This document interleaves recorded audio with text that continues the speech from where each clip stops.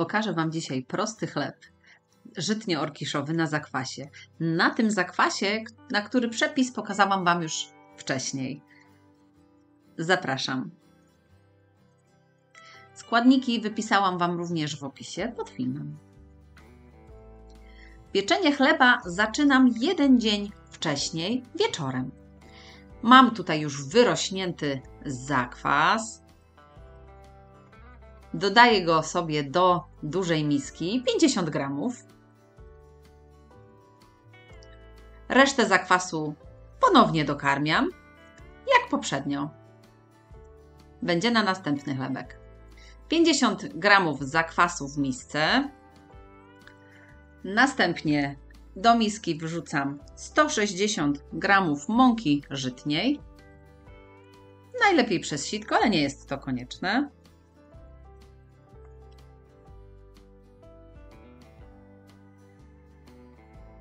Dolewam 140 ml zwykłej wody z kranu. Mieszam dokładnie. Przykrywam folią spożywczą lub pokrywką i odstawiam na minimum 10-12 godzin. Zazwyczaj odstawiam na całą noc i rano robię dalej. Rano możecie zobaczyć, że zakwas odrobinę już podrósł. Musimy teraz dodać pozostałe składniki. Mąkę żytnią, może być typ 720 lub 2000.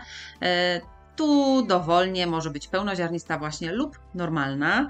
I tej mąki 400 gramów. Ja często daję sobie pół na pół. Na przykład 200 pełnoziarnistej i 200 normalnej. Dodaję również orkiszową jasną. 400 gramów. Czyli razem dodaję teraz 800 gramów mąki. Możecie ją w zasadzie dowolnie mieszać. Czasami daję trochę chlebowej, trochę orkiszowej jasnej, trochę pełnoziarnistej. Mieszam, kombinuję. Ważne, żeby było jej 800 gramów. I nie była sama pełnoziarnista, bo będzie za ciężka.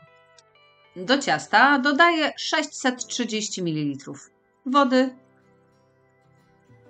w temperaturze pokojowej i około 20 gramów soli.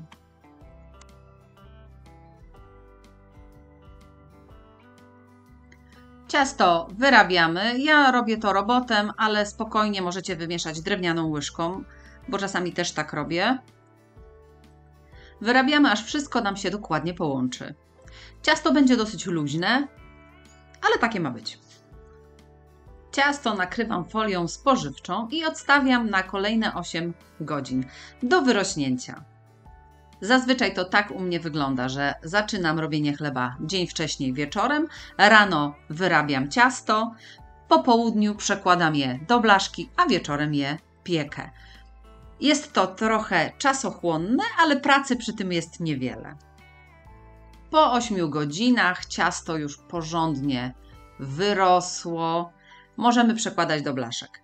I albo wkładam je do wysmarowanych olejem lub natłuszczonych foremek keksówek, albo wykładam je papierem do pieczenia, co też się sprawdza, a nawet czasami lepiej, bo jest wtedy bardziej chrupiąca skórka, nawet tam, gdzie blaszka.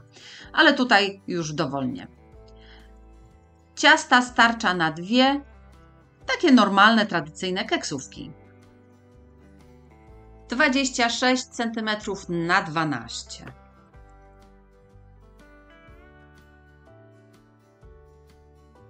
Ciasto w blaszkach wygładzamy, najlepiej zwilżoną dłonią. Posypujemy po wierzchu dowolnymi ziarnami, np. słonecznika, czarnuszki, sezamu, maku. Tutaj dowolnie. Ziarna dociskamy dłonią odrobinę do ciasta, ale nie za mocno.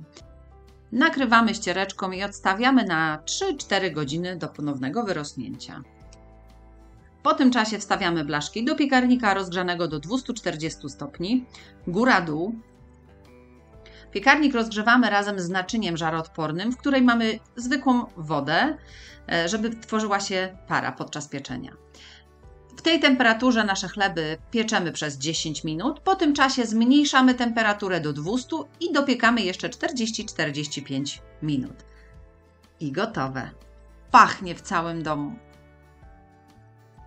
Chleby po około 5 minutach do 10 wyjmujemy z blaszki, żeby nam się nie zaparzyły. I studzimy na kratce.